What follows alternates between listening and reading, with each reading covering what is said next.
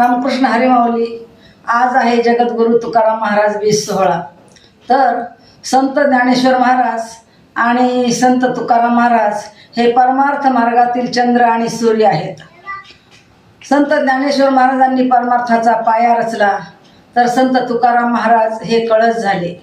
ज्ञानदेवे रचिला पाया, उभारिले देवालया, तुका झालासे कळस, भजन करा सावकाश. तुकाराम महाराजांचा जन्म 1608 मध्ये देहू या ठिकाणी झाला. अवघ्या 42 वर्षाच्या वयात त्यांनी आपल्या कार्यकर्तृत्वाचा कळस चढविला. तुकाराम महाराज हे अतिशय वैराग्यवान संत होते. त्यांनी 5वा वेद म्हणून त्यांना गौरवित करण्यात आलेला आहे. तुकाराम महाराज म्हणतात, वेदांचा तो अर्थ आम्हासीच ठावा, एरांनी वहावा भार माथा.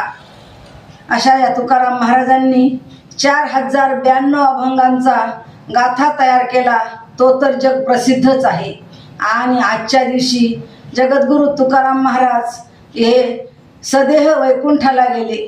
म्हणून नामदेव महाराज म्हणतात, कळीच्या काळा माझी अद्भुत वर्तले, मानव देह घेऊन तुका वैकुंठासी गेले. धन्यवाद.